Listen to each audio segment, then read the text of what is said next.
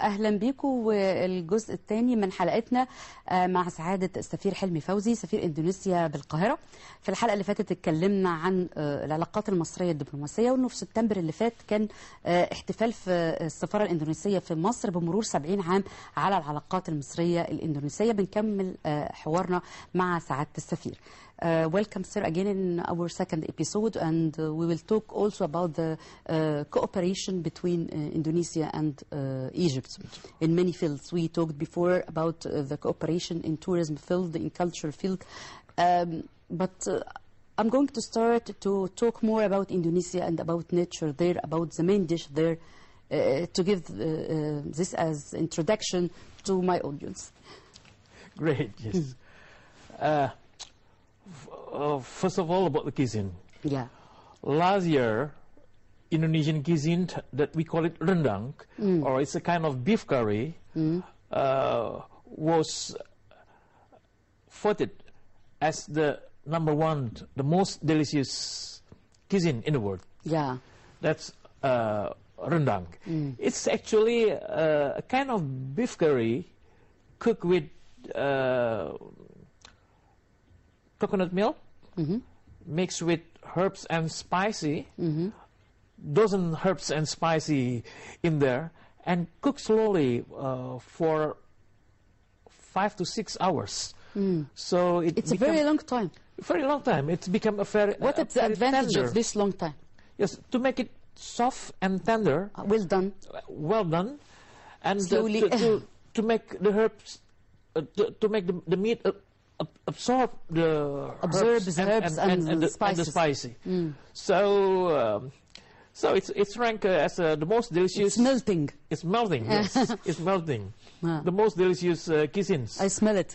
Razir, yes. And second, there is also one popular dish that we call it nasi goreng or fried rice. It's a very simple one. Anyone can make it. It's just a mix of onion, garlic, sometimes also ginger, with eggs and meat. So just you cook it with cooking oil, or probably also you can put a little bit, just a little bit of olive oil, and that's it. But it's very popular in Indonesia. And now I can also find this very distinctive cuisine, the fried rice, Indonesian fried rice, in a number of hotel and restaurant and hotel here in Cairo. Nowadays, all over the world, they use natural herbs and spices for meditation and for treatment for many diseases, and this natural style of treatment. What about this and about Indonesia using this nature treatment? Yes, actually Indonesia is very famous because of this traditional treatment that use herbs and spice. And in Indonesia we also have this kind of aromatherapy as well, where it's help people healing, but just using aroma, herbs, in combination. For example, give me an example, one herb to help to treat this illness, maybe. For instance, a mix of ginger, for instance. Ginger, yeah. Yes, ginger mixed with lemongrass. Yeah. And then we drink it usually during the rainy season. Yeah. It's useful for what? Useful to warm your body. Yeah. To also to boost your immune systems. Yeah. Usually for also psychological. Yes, also for psychological, it's make you more calm. State. And so on. Yeah. Yes, and also sometimes we also put mint in it. Yes. Yeah. To be relaxed. To be relaxed. Yes. Yes. And also in Indonesia, it's very famous. Also, a combination of soft traditional musics to ease your mind. So because we believe that health also very much connected with your mind. Yeah. So if you can relax your mind, then the problem is your mind. It's over. How to stop your mind of thinking. Yes, الحقيقة يعني ساعات السفير أنا خرجت بيه بره جو العالم الدبلوماسي والعلاقات المصرية الإندونيسية، وبدأت معاه الحوار عن أشهر الأطعمة أو الأكلات الموجودة في إندونيسيا. فطبعا المطبخ الإندونيسي معروف أنه متخصص في الأعشاب والبهارات واستخدامه لهذه المكونات الطبيعية، وكلمني عن بعض الأكلات الإندونيسية إزاي بتتعمل بالكاري، مثلا اللحمة بالكاري أو البيف بالكاري، وبيتحط معاه البهارات والجنزبيل. والحقيقة لما كلمته كمان عن الطب الطبيعي اللي انتشر قوي في الفترة الأخيرة، يتم استخدامه في العديد من العلاجات، حتى كعلاج مساعد مش بس من غير العلاجات الدوائية. فقال لي عن بعض الوصفات كده، زي انه الجنزبيل مع الليمون بيبقى بيساعد على انه جهاز المناعة يكون افضل، ولو اتضاف معاهم النعناع ده بيعمل نوع من الهدوء وريلاكسيشن. فيعني فرصة ان احنا استفدنا بهذه الخبرة. We can transfer now to the diplomatic field and the other side of Indonesia and Egypt. I'll make a mixture between lifestyle and between diplomatic way of thinking, you know. We are going to talk about the cooperation between Indonesia and Egypt in other fields like industry, like agriculture. What about this? Yes, first I like to touch about the trade relations between Egypt and Indonesia. Last year, the trade volume between Egypt and Indonesia reached almost 1.5 billion US dollars. And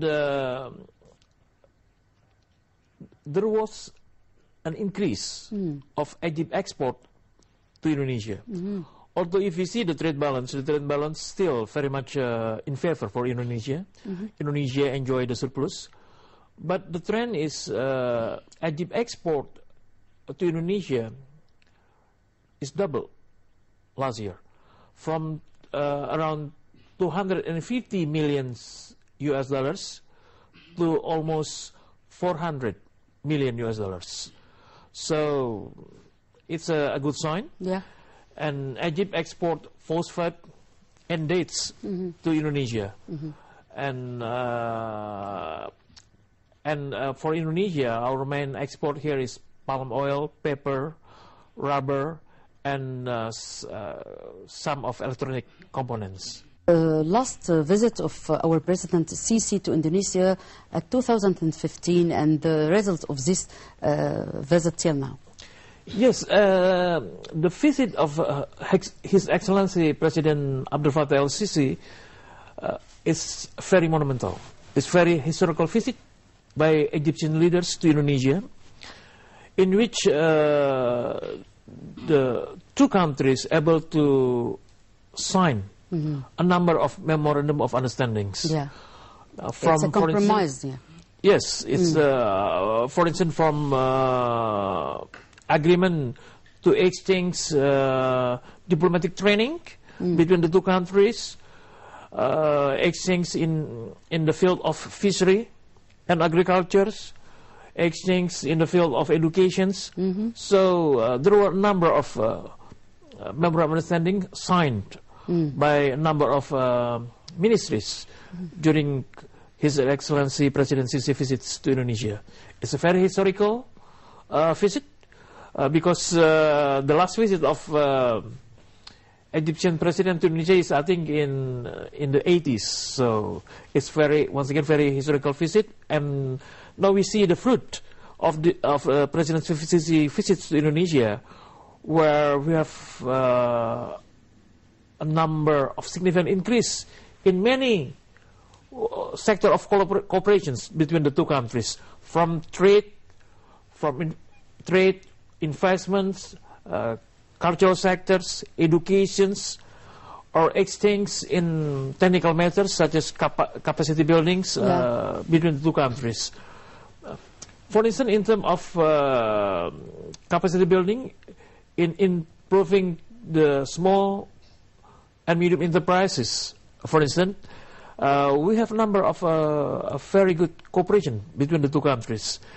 For instance, the Indonesian embassy a couple months ago sent around 8 youth from Egypt to Indonesia to study how to utilize the Nile roses. Yeah, to get rid of Nile roses. Yeah, and also rice straw. Yes, that's right. And it's a good experience to exchange. And how we can utilize these Nile roses or water hyacinths and make it to be a good furniture or handicraft out of it. So now the youth that underway training in Indonesia regarding this already able to make very nice chair furniture out of yeah, you can use it. Nile roses. Yes, it will be very useful. It will be very useful. I think you have lots of Nile roses or water hyacinths here, and it's a very good material for making furniture or handicraft. If we talk about the antiques in Indonesia and the industry there, you are famous of this.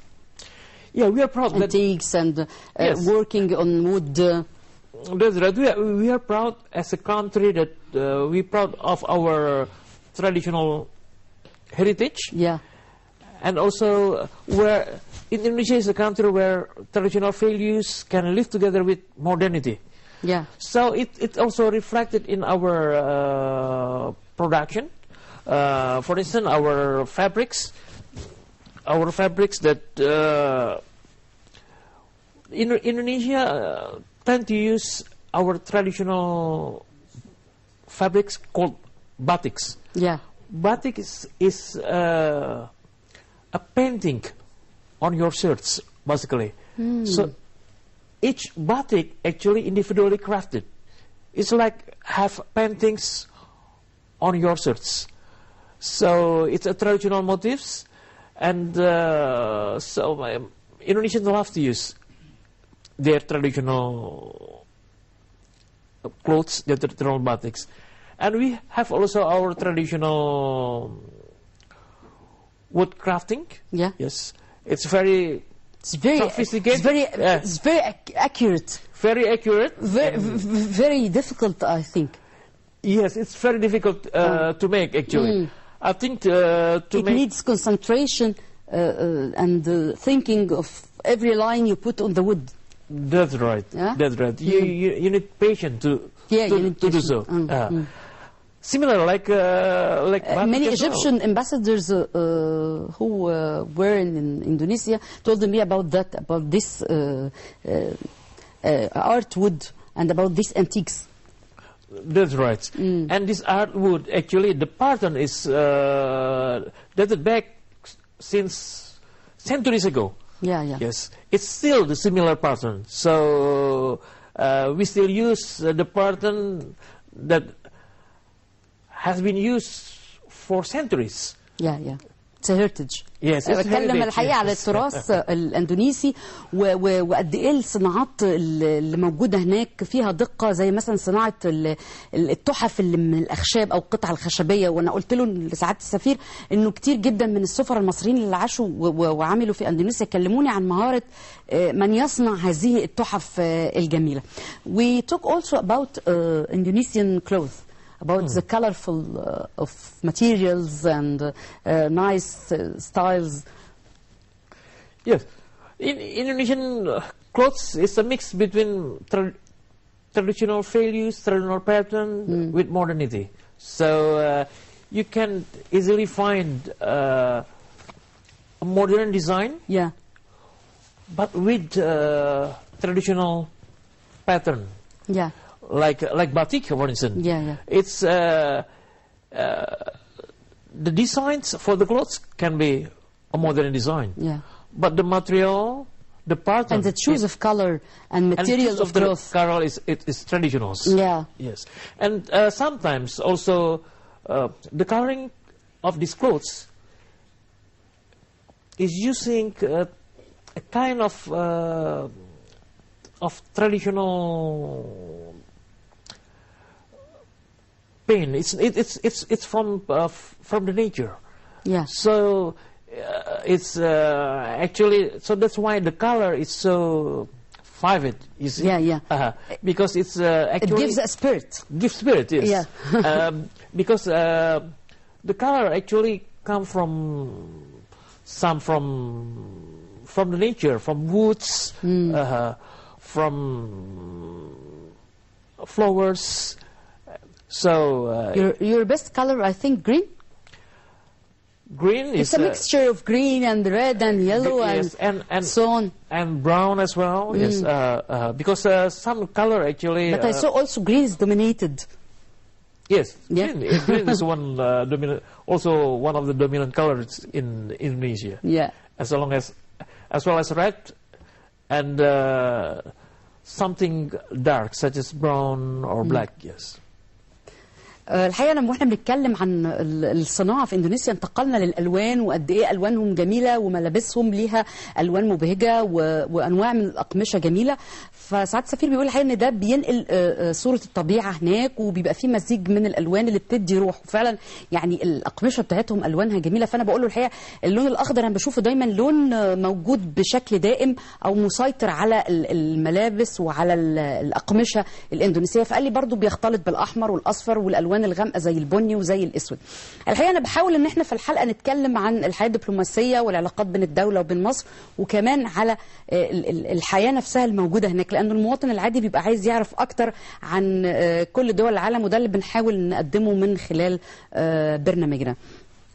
I want to ask you about the relation between Indonesian nation and Egyptian nation, about citizens, about the respect of Indonesian people to our president Gamal Abdel Nasser and Sadat. What about this relation? If you come to Indonesia, you can ask anyone on the street, and they know Gamal Abdel Nasser. Yeah. Because Gamal Abdel Nasser and he was a leader. He was a leader. Yeah. And together with our the first president of Indonesia, the founding father of Indonesia, President Sukarno, the late President Sukarno, Gamal Abdel Nasser found non-aligned movement. And both leaders also initiated the Asia-Africa Conference. That through this conference then gave birth to the liberations and independence of a number of Asia-African countries. So, no, Gamal Abdel Nasser. They have the same concept of life. Of life, yes. Yeah. Sukarno freedom. And Gamal, freedom. Yes, and they are basically not only the leader of the two countries, but basically they are the leader of the non-aligned movement. So Gamal Abdel Nasser also the leader of the third world. Yeah. So the same as the late President Sukarno. So why Nasser is very well known in Indonesia. And I think in terms of political stand, Egypt and Indonesia always stand together on the same page in a number of issues.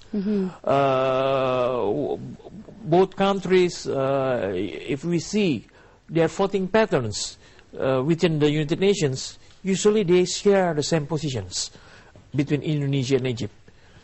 So I think it's also reflect the closeness of Indonesia and Egypt, that we always support each other in international forums. Yeah. The last question I'm going to ask you about the characteristics of Indonesian person. Indonesian is similar like Egyptians, so that's why I feel at home here in Egypt. So Indonesians, like Egyptians, are very warm. And they like to joke. And you see, if you see the streets in Indonesia, it's similar, like the streets here in Egypt, where the car blown their horn. It's similar like that. So same reactions. Same reactions. So that's why I feel at home here. So each time I come to Egypt, I'm here and I feel... You have your family here? Yes, I have my family here. And they enjoy their stay there? My kids enjoy their time here. It's just like exactly like Indonesia. So the atmosphere is similar like Indonesia. I can see also through my windows the sound of call for pray, for instance. Adhan. Adhan, for instance. It's the same atmosphere that I have in Indonesia. So that's why welcome. Myself and member of my family here, my kids here are very happy and enjoy their stay here in I'm happy Egypt. to hear that and welcome to your second home, Egypt. Thank you very much indeed. Thank you. الحقيقة سعادة السفير بيقول انه حاسس فعلا انه في بيته التاني وانه في بلده ونفس الطقوس ونفس المشاعر والاحاسيس واللي بيحصل حتى في الشوارع موجود هنا في مصر زي اندونيسيا بالظبط. وعيلته معاه واولاده معاه وسعداء جدا ان هم موجودين هنا. والحقيقه انا شعرت ده حتى من مجموعه العمل اللي حضرت مع سعاده السفير ومعانا في الاستوديو. انا بشكرهم على تواجدهم سواء من اندونيسيا او من مصر. الحقيقه كلهم في تآلف بينهم وفي جو جميل بينهم هنا للعمل في مصر. انا بشكر سعاده السفير حلمي فوزي سفير اندونيسيا بالقاهره. واستنونا احنا لسه معانا نشرة اخبار جناب السفير. شكرا لحضراتكم ونشوف النشر.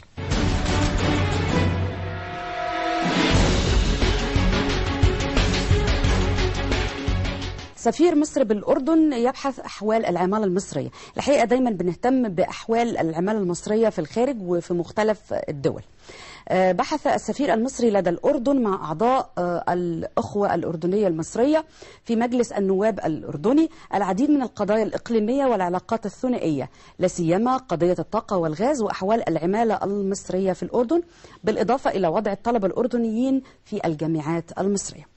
آخر خبر بيقول سفير مصر في البرازيل خط الطيران مباشر بين مصر والبرازيل يضاعف حركة التجارة والسياحة. أكيد لما الطيران هيتحسن وهيزيد عدد الرحلات المتجهة لأي دولة طبعا التوافد من الدولة دي لمصر والعكس صحيح هيزيد. أكد سفير مصر لدى البرازيل على عمق العلاقات بين البلدين على كافة الأصعدة، وأشار إلى أن افتتاح خط طيران مباشر بين مصر والبرازيل يعد نقلة كبيرة لحركة التجارة والسياحة والتعاون الثقافي والفني. مزيد من العلاقات بين مصر والبرازيل. شكرا لحضراتكم. انتهت حلقتنا واستنونا الحلقة اللي جاية وجناب السفير.